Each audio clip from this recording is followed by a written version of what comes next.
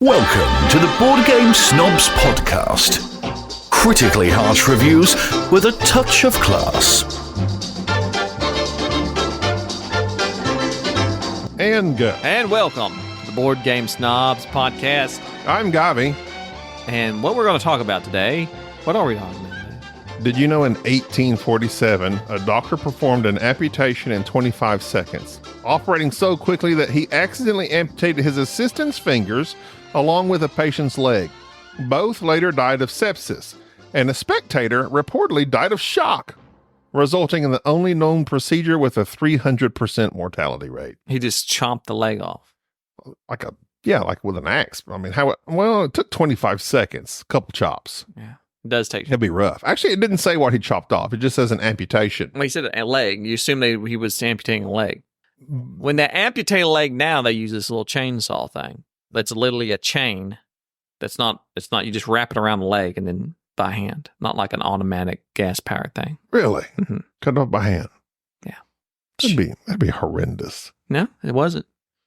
Do they knock you out? What do you think? I don't know. Bite down on a stick. Drink some whiskey. Oh, see, this is. Hey, I've seen Dances with Wolves. That's what they did. Do you think they're doing that now? Give them some whiskey. Do you think they're Bite doing down on a that stick. now? Give me an old rusty saw. They're not doing that now. Especially if you have insurance. If you don't have insurance. You don't have insurance. Get ready for that. Here, bring your own stick. Have a guillotine. Put your leg in there. Guillotine. I say guillotine. Oh yeah, well, I prefer the proper pronunciation. The French term guillotine. Guillotine. I bet you're one of those people that when you pronounce something, you try to do the accent. No, I do not do that. Do guillotine. No, I don't. I didn't do that. I didn't train my head as you just guillotine. did. A certain je ne sais quoi. Je ne sais quoi. Yes, you do. No, You're one of those people. I am not one of those people because I used to work with a couple of Hispanic ladies. And she would be talking completely normal to me until she got to a Spanish food. Which, that's their culture. I understand, but why the emphasis? Because that's their native language. Why again? But to your point, it's very irritating when it is like this white guy who's American that doesn't speak Spanish that all of a sudden is going, I was watching television. Nobody says television. Television. It's like nobody says No, this. but it's like me saying, I'm going to go over here and eat this enchilada. And then... That's what I. But you're Chilean. You can say that. I know, but it's weird when I'm speaking in a completely normal dialect. Enchilada. Oh wow! I just said normal dialect. Wow. Listen, this is awful. I know. I'm glad your closeted racism keeps coming out because you just keep striking out. You just keep coming at it, and it's like, wow. You have a lot to work on. I've got a lot to work on. You do. I need to do some better. Self-examination. Be better. Do better. You're right. I'm going to be better. Good. What were we saying? I don't know. I shouldn't say anything. They're talking about accents. Unless you say burrito. What else were we talking about? We started off on amputations. Ah, yes. That was cut short. I may need to. You hear that? Cut short. Dan Hughes, I'm coming to see you here soon. We got the Dice Territory. Did I tell you I stand with Dan? Yeah, in his room, you did. Him and Evan. Good for you.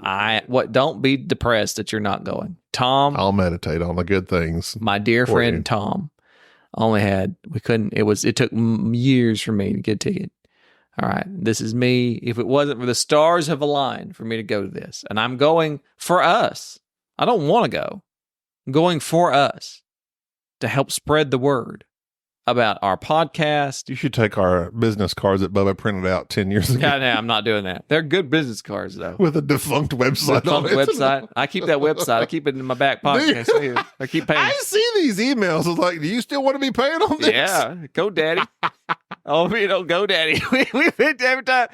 Like, it always startles me when I get this email from GoDaddy, and I'm like, "Who is GoDaddy?" Oh, that's our website. It's like, over there. We just got it in a coma. Yeah, just over there. It's on life. It's on life support. One of these days, rest in peace. One of these days, going to resurrect it. In peace. Yeah, I'm going to resurrect it. But anyways, So there you go. Yeah, I'm going for us. It's I to appreciate advertise, and I'm not going to have a bit of fun because it's just going to be there for business. Oh, no, you're not. I'm there for business, and I'm there to bring, as long as you don't bring reproach upon our name. I don't. Mhm. When have I ever? Dan and Mike seem to be somewhat trepidatious. Oh, listen, Dan will love me. It's just his on podcast persona. Yeah, me. You're, This is me. You're nothing like This is how this. I am. This is who I am. Much nicer person these days. No, actually, this is just who I am. I've not changed. Your tumor's changed you. No, it hasn't. Now it's gone. No, I've not changed. All your personality was in your tumor. It was They not removed changed. it. I have nothing. I'm the same What if as you were I- like super bland and boring? No opinions. No opinion. I think I like this game a lot. I'm really into Ticket to Ride. I like it a lot. Not that there's anything wrong with that. Not that there's anything in my humble opinion. In my opinion, I like it a lot. subjectively. That was PT post tumor, Jerry. I like this a lot.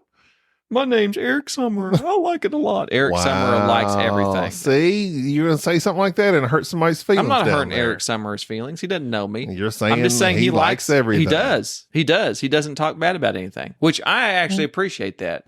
To have somebody at who's you. overly positive in this industry that is nothing but negative. Look at you crawfishing. I'm not It's crawfishing. interesting. How do you go that fast backwards? I'm not going backwards. I just pointed out Uh-huh. that Eric Summoner likes everything. That's a trope. Summerer. That's what I He said. summons nothing. Well, he summons likableness, He likes the summer. and he has an excellent voice. I wish He does have a good voice. if I see him at the Dice Tower retreat, I'm going to ask him to shoot a new intro for us. What I'm if I sure get he him? won't. Are we part of the Dice Tower No, network? you just give him $5 and he'll do it. He's a voice actor. He's a voice actor. Give him an old green handshake. Hey. What you talking to this mic for me here, Eric? I got a couple of George Washingtons that say, "Welcome to the board game snobs." Yeah, I got an Andrew Jackson wants to see you here. Yeah. Well, I'll get Dan. Dan could do a new intro for us. Yeah. We got Ben Maddox. Are we kicking out Ben? No, I love Ben. He hasn't come on our show in a while. But you don't need him to come on our show. His show is doing great. His show, I guess, is doing great. Have you listened to it lately? Doing good. He's got a great Discord. I was the Discord commenter of the I month. mentioned that like Yeah. 3 months ago. Well, yes, because I participated in a community. So how about your own? I do. I No, you participate. do not. No, I'm you're like a submarine. You just stay gone forever, and then you surface, post like 6 things, and then you're gone first again. off, submarines. Yes, those are dangerous. Those nuclear vessels. Nuclear vessels. Just come up when you least expect them. Yeah, There you go. Down. Run, hunt for Red lots October. of things going on. Yeah, that's me. That's me. Well, you should be more on Discord. I'm killing it on Facebook. Are we going to have Jer Bear on? We do desperately. Not you, but the other one, Yes, desperately. The game theorist. the game theorist. I need to have him on. I have things I want to talk to him about games in theory. Maybe we could do that on the Discord. Do it live. Do a thing. How do you do that? You push a button. I don't know. You're the one wanting to get on it. Oh, and then shaming me, and then you don't No, even. just post words. I post words. No, you don't.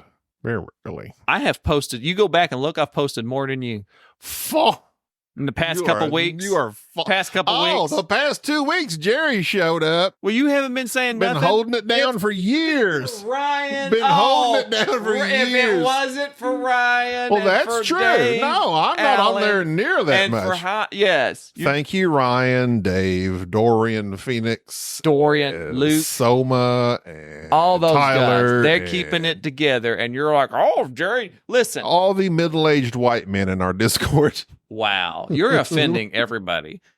We've lost since a couple podcasts ago.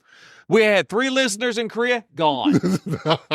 Now, what are you doing? But our listeners in China have grown And exponentially. the acolyte people, you've done insulted them, Hey, you can enjoy your stuff. especially after your comments. Everybody knows how you feel about women.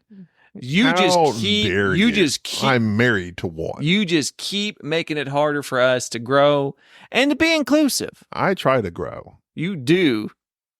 You very much do. And Thank that's what I you. like about Thank you.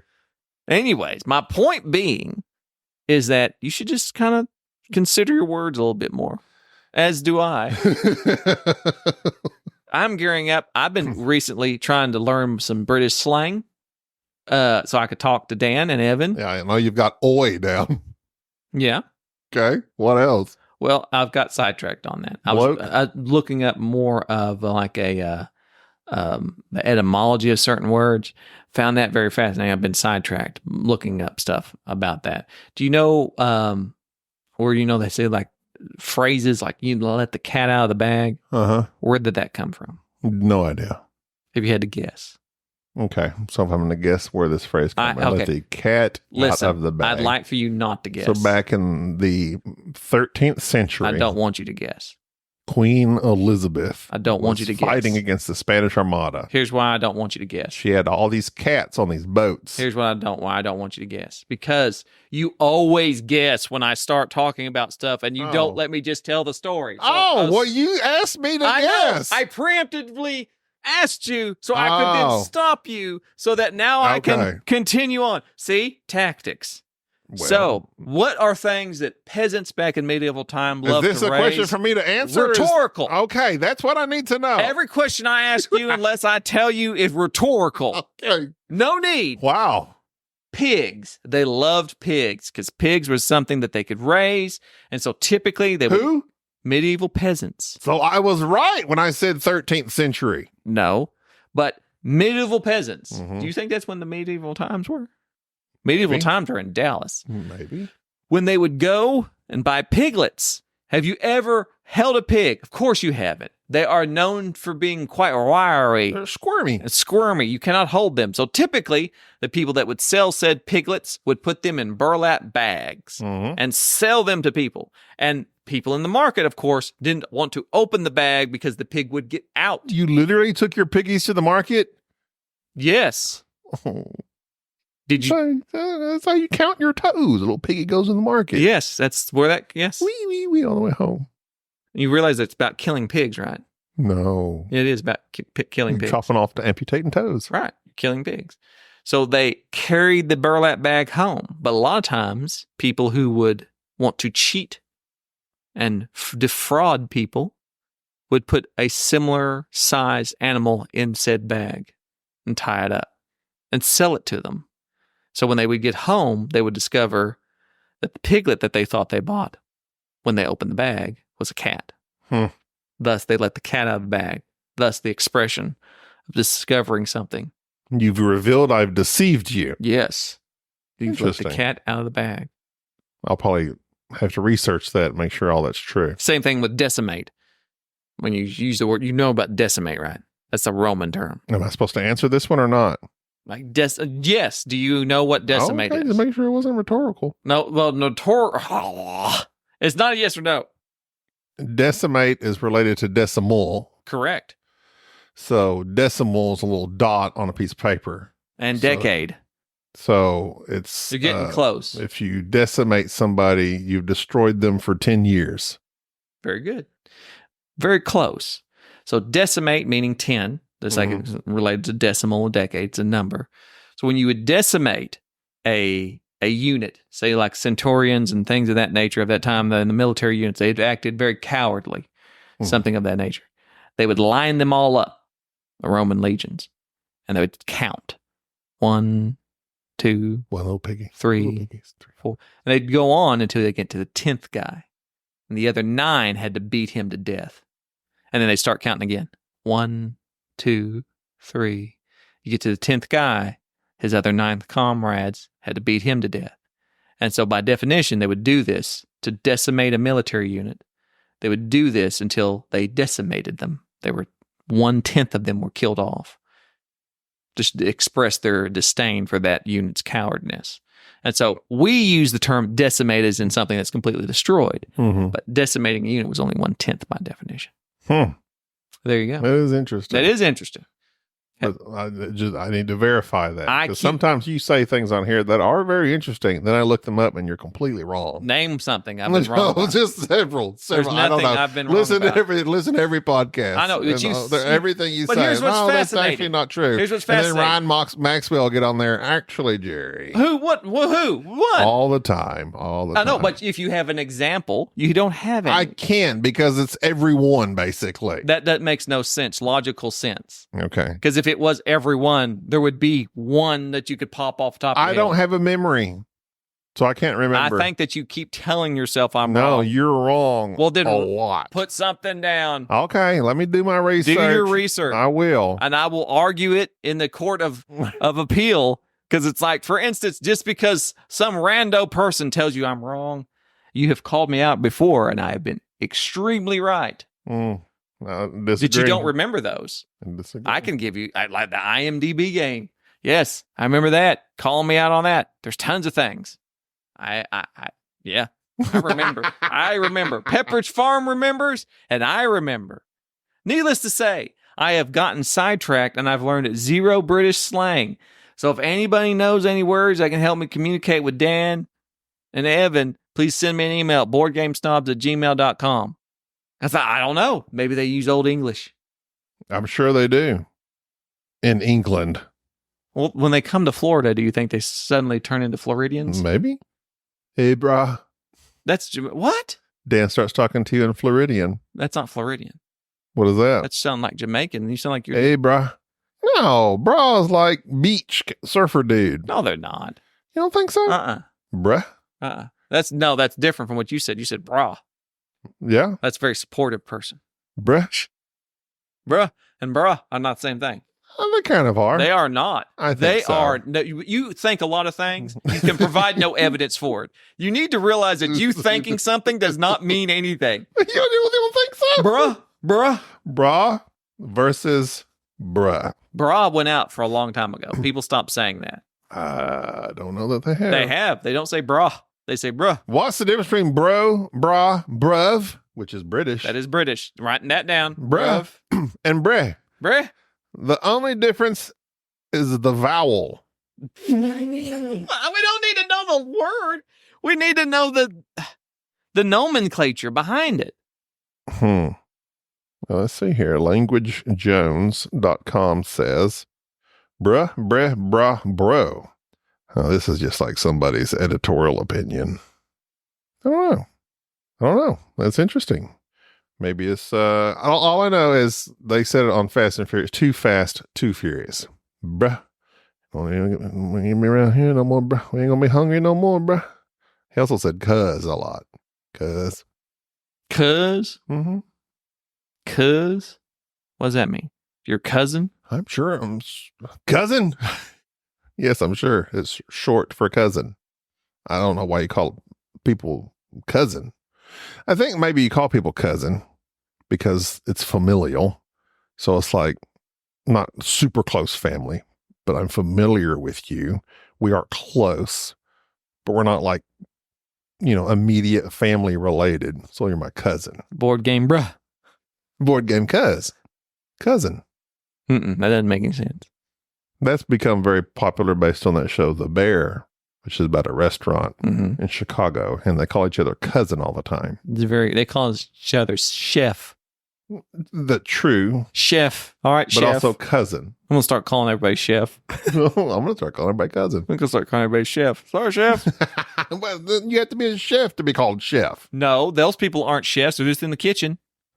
They are not. Chefs in their designated spot. They're not like licensed or been trained as chefs. They're just in a kitchen. Well, that's why cousin would be better. Well, no, but that sounds weird. You don't have to be a licensed cousin.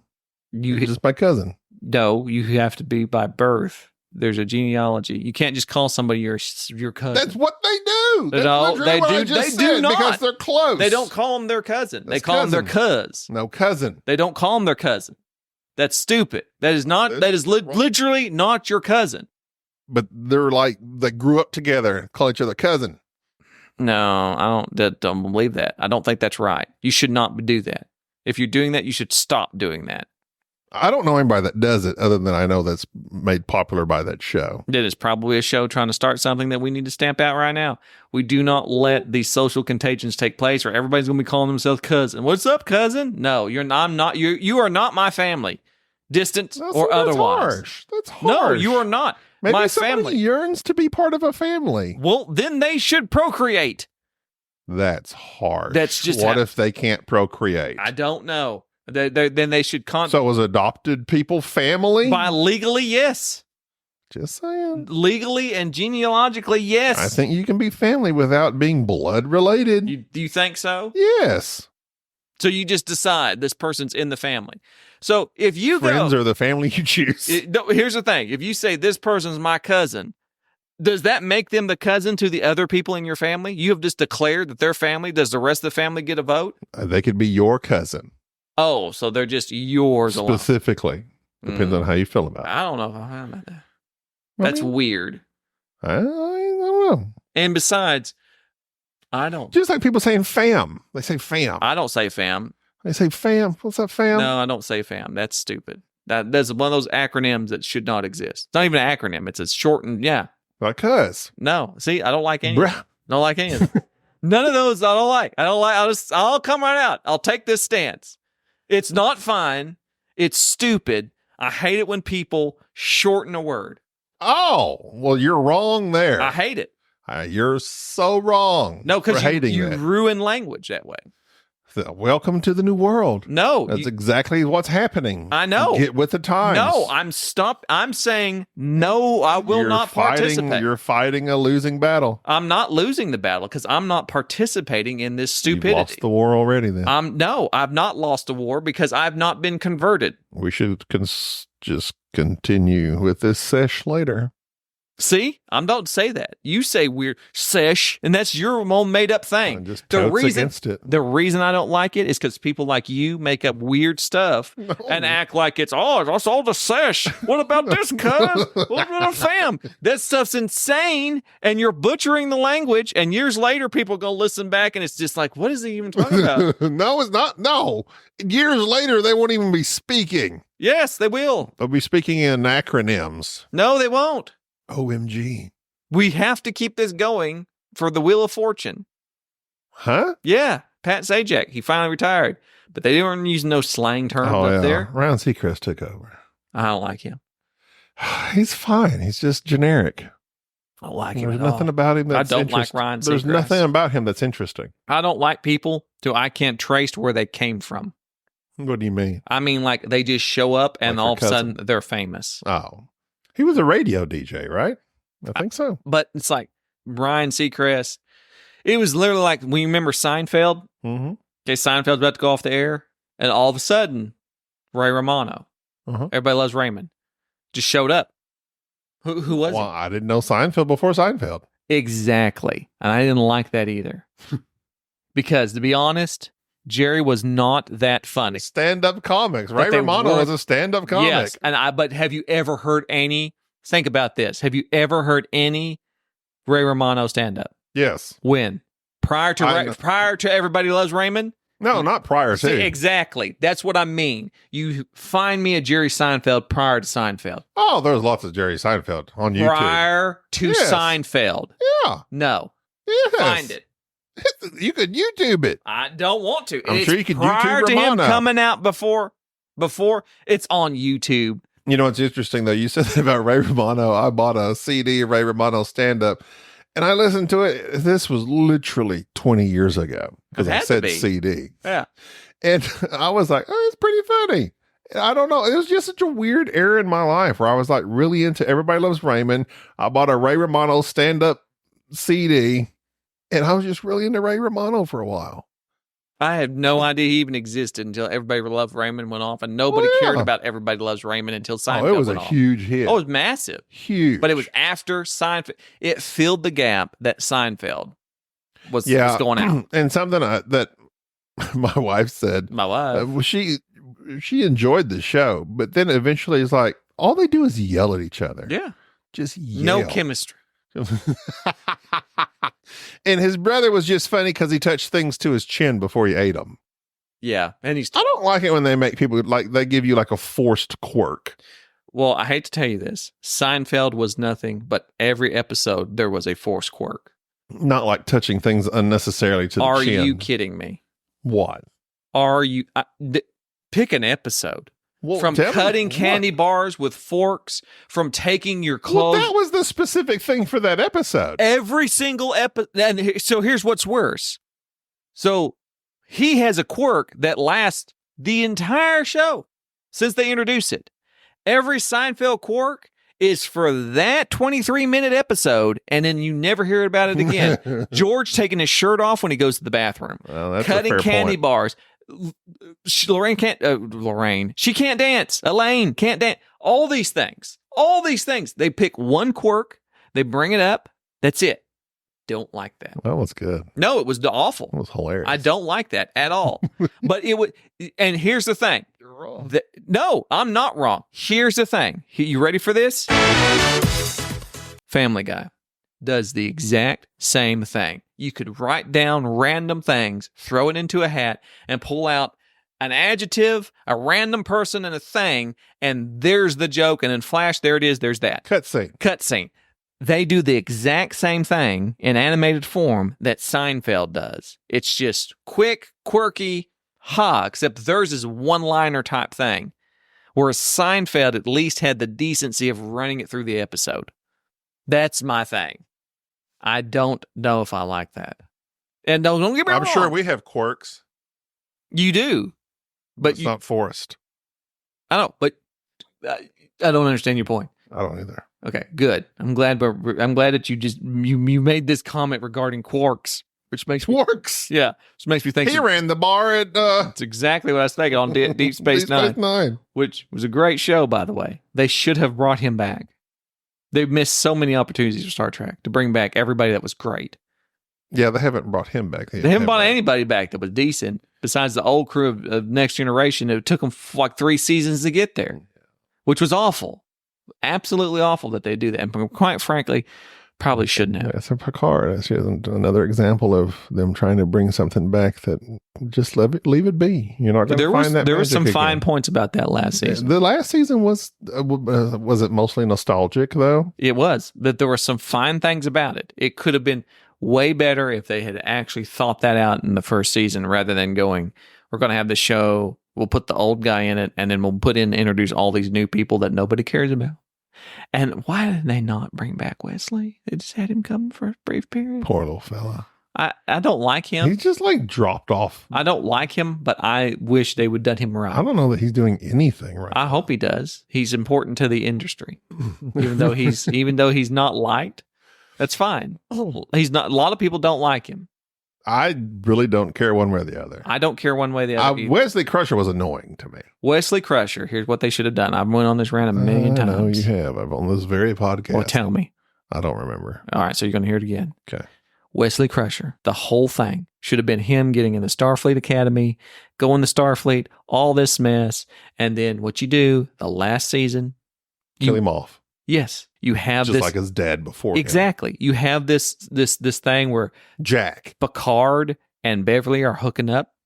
They're becoming a thing. They were. They're becoming a thing. And then here's Wesley. He comes in. He's on the ship. And then something happens. And now the writers, you got 2 choices. You can go, all right, are we going to be making movies and we need Patrick Stewart so he can't die? Because realistically, the most moving thing would be for Patrick Stewart to die saving Wesley.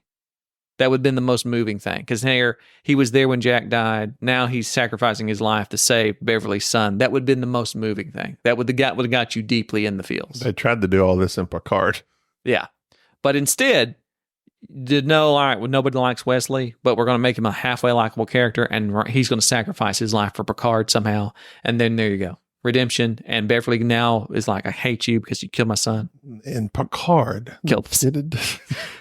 They should have did it where instead of Jack Picard or whatever his name was, British guy who I didn't understand. That's what really bothered me. I didn't understand a word of him just because of his accent. What if I get there and I don't understand Dan? What if people can't understand you? That's true. I have sign language. I can get my point across. I'll yell I'll talk slightly louder. I'll talk slowly and slightly louder. Just talk louder. They always Dan, get what you're saying. what room are we in? But no, what were you about to say? Yeah, they brought in this other son that Picard and Beverly had together. Right. I would be. They should have brought in Wesley and just had the reveal that Wesley was Picard's son all along. Oh, that would have been cool. But they didn't. They were because cheating. They were cheating because he's cheating on. Yes. And he should have felt Jack died because he was with Beverly at the time or something.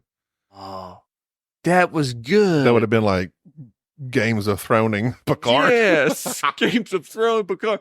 Oh, and everybody would have to deal with that to be like, oh, Wesley's like, oh, that would change your whole outlook on Picard because he's philandering. He's out there cheating. It's like, oh, man. He's not such a good guy. He made a mistake. Made a mistake. And he never made a mistake. Made a mistake. Oh, well, pardon me, Mr. Perfect. I guess I forgot that you never ever make a mistake. Can't help it, my son's a loose. Shut up, Wesley. That's talking to his kid. It makes sense. That was true. That Wesley was his kid. Yes, you have touched upon something. That's why Wesley, he laid him on the bridge. He wasn't even an ensign. He's letting him fly the plane. He's letting him fly the Enterprise. A 15-year-old making him like an ensign. Like you're the ensign. You're the helmsman. Galaxy class starship. You the helmsman and the mayonnaise, and then you get to go and he got him off the hook when he killed that guy in the academy. Wesley was Picard's son. We did not know that till just now. You have opened my eyes to that. And then he just went away. He became the traveler and went away. Yeah, that was weird. Which is basically, he became like Q. I didn't care for Q this Q was season. weird. I didn't care for that part. I don't like Q, to be honest. I liked Q in the old days, but this bring back. Okay, look, we've discussed Star Wars last episode. We're back on Star Trek this episode. Let's talk about Sky Team. I was thinking about the Sky. That's what got me going. So Sky Team, now it's not, a lot of people don't know this. Can't take the sky from me. It's Sky Team. You know what that's off of? It's all Firefly. Sky Team, and then in little small letters below it, prepare for landing. I think that maybe the name of this game was going to be Prepare for Landing. And then they're like, no, we need something catchy because that's too. And they're like, well, we'll do Sky Team. That's a terrible name for a game. That doesn't sound, because does that translate to something? I've never heard that phrase until this Sky game. Team. I know. It's a weird, maybe everything else was trademarked and copyrighted like Meeple. This was going to be Meeple Plane or something. Pilot and co-pilot. Pilot and co-pilot. That's stupid. How about it'd be like Flight Team. Flight Team is what you would call it. Yeah. But Flight crew or something of that nature. But maybe all those were taken and they're like, what's another synonym? Well, the crew is taken. What's a homonym for that? Homophone. Sky Team. So thus, Prepare for Landing. This is a co-op 2-player game by Luc Raymond, which plays in 20 minutes. That is a dice placement game where 2 players secretly discuss what they're going to do. Secretly. I don't know who they're secretly discussing it with. But then they roll the dice behind their screens so that nobody can see what their dice are. And then without speaking, they place their dice out onto this board. And on one half of the board is the pilot's section of the board. The other half of the board is the co-pilot's. And basically what they're doing is trying to put dice out there and manipulate the various little tracks and other levers on this game to be able to land a plane very safely onto a runway. There are tons of little mechanisms that I find very interesting in this game. For instance, the whole mechanism of this game being simply here are these two little things. These what would you call the plane and the airport little paper things that are sliding down? They're like, we'll just call them tracks. That's what they look like, but they're not tracks. They're placed on the board, and you slide them under like they're as you're slowly getting closer to the airport, and you're slowly coming to the point to where you're going to have to land. Your altitude's getting lower and lower and lower, so your altitude goes down lower each time. So basically, after 7 turns, your plane's going to have to land, and so you have the distance to the airport that's coming at you. And on there are other little planes that you have to get out of the way. And the way you do that is by figuring out the distance from your plane to them and then radioing in with the dice saying, hey, get them out of the way. That's a neat little touch. Move. Move. Get out the way. And then, if it isn't ludicrous enough, the co-pilot is the one primarily having to do that, but also he's having to raise the flats, which he has to do so in order. So he has to put either a 1 or 2 dice here or a 2 or 3 dice here and so forth and so on. While the pilot's over here trying to get the landing gear down, placing these various specific dice in their spot. And so as you're managing your dice, there's also one little section of the board right in the middle that makes the game. And it's the neat little dial that shows the, what you call that? Not the balance, the leverage, the looks like the thing that you always see on planes, a little bubble where it's staying smooth and straight. What is that called? Not the altimeter. That's something different. So latitude? No, latitude and longitude you place. This is your not your pitch and yaw.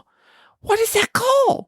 That's the little bubble thing that shows the plane being if your wings are not lopsided. You know what I'm saying? I know what you're talking about. Trying to, I can't think of the term either. As you would say in the South, you're trying to keep the plane plumb. Trying to keep it balanced. And so what you have to do as a pilot, you have to place 1 dice on one side and the co-pilot has to place another dice. And the difference between those 2 dice, that's which direction the plane's going to pull. So you both want to put a dice that's even. And sometimes the plane gets lopsided and you got to straighten it back out. And it's crazy because you can't talk to each other. And then the speed, you're putting dice here, and if you make it too fast and you overshoot it, then the plane goes too fast, you run into other planes. There's a lot of little bitty, neat little things going on that where you're manipulating in this game. Axis? Let's go for that. And allies. And so when you're playing this game, we played the first little basic game, and we won. And I was like, this was easy, but I enjoyed it. Let's play the next step up. And then that's when the game just turns on itself, where there's various different difficulty levels, all these little bitty modules that you can add in, and it takes the game to a whole new level, which adds in random planes and different managing your fuel and the wind speed, and it gets great. Absolutely phenomenal game. This game's going to win Spiel Jahres. I believe so. I like it a lot. Thoroughly. Who is this Luc Raymond? What else has he made? Who are you? What has he made? Luc Raymond has also made Lava Land. Never heard of it. Farm and Furious. Never heard of it. Splitto. Never heard. Oh, yeah. Heard of that. Plulage. Meow Meow Miel. These are all games. Sound. Which we cannot pronounce correctly. Sky Team and Fruto Play. Okay. Well, he nailed this one. I've heard of Splitto. They gave that away for free at BGG. Yeah, I think I have that. But this is great. And I don't like co-ops. I really, really like this game. I don't like co-ops at all. Like very few co-ops would I like. I would go, this is something that I would play. We played this multiple times in a row. I thoroughly enjoyed this game. Yeah. And I like the fact that you can't alpha game it because you can't talk. Can't talk. And it's very much that little mandatory section in the middle kills you. It's so difficult. And like a lot of times you're afraid to put something out there because you don't know what your partner has. Of course, what I generally tried to do in that area was just put out something, a 3 or a 4. It's not too far from either thing. It's not going to be extreme, but the coffee that you can mitigate your dice with plus or minus 1 was a nice touch. It's got a couple of re-rolls in there. So those things help you out. That is the basic one. As soon as we added that wind direction, the wind module, we crashed. Got hard. And there's several different modules. There's several different airports. There's got a whole campaign to it. And it's so simple. It's such you have 4 dice you place. Yeah. That's it. That's it. It's really, really fun. I like this game a lot. I do too. And I was not. If it doesn't win the Spiel, I'm over the Spiel. What's the Spiel with Flight Team? It's a Canadian game, apparently. Or at least they're based out of Canada. Well, maybe they're up in Bruno's neck of the woods. Published by Le Scorpion. The Scorpion Mask. Yeah. Yeah, I really like this game. I do too. I am very, very pleased with this. 2 thumbs up from BG Board Game Snobs. And I like co-ops. Man, I just don't like co-ops hardly. You don't like co-ops. You don't like pick 'em deliver. You don't like yet we have placement. played 2 games that are games that I particularly, those mechanisms I'm not fond of, and we have found the exception, which is what I'm always looking for. I'm always looking for the exception. Exceptional games. That are ones that I go, I don't like this mechanism. I've not had that fun with this type of game, but find something that does it right. And this is one of them.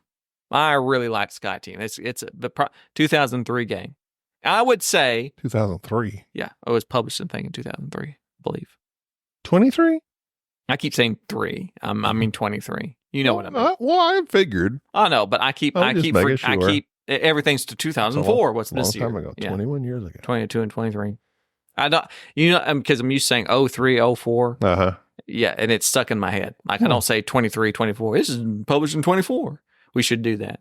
But that would be shortening. You don't like shortening? I don't like shortening. What about cake? Cake, I think people dislike icing. But shortening cake. I think people like icing. Mammy's little baby loves shortening. I don't think they dislike the actual cake. Is cake referring to the everything, the icing and the cake? Yeah. But when you refer to it, why do you separate? If you said, I made a cake for you. But there are cakes without icing. That's true. But if you put it on there, it's part of the cake. You don't say, I brought some cake and icing on there for you. And to your point, do you know anybody who likes cakes that aren't iced? I do. What? Chocolate. I want to just eat a chocolate cake without icing. Well, that's different. What do you saying? Everybody eats chocolate. I'm saying like just regular cake, basically just bread. No, I mean, if it's a good enough cake and it's moist. I know, but people don't typically. It's like super, people do like icing. I do. I mean, I appreciate a good icing myself, but if it's a good cake, it doesn't need icing. But some cakes, my mother-in-law used to make an apple cake, and it was real good, but it also had the icing on there. So icing on the cake. I mean, it's a phrase. It's what makes it better. Yeah, I don't know. I'm pro cake, obviously, because everybody is. But it's also one of those things that you just typically don't make a lot of. I'm a brownie guy. Probably because cake is so calorie filled.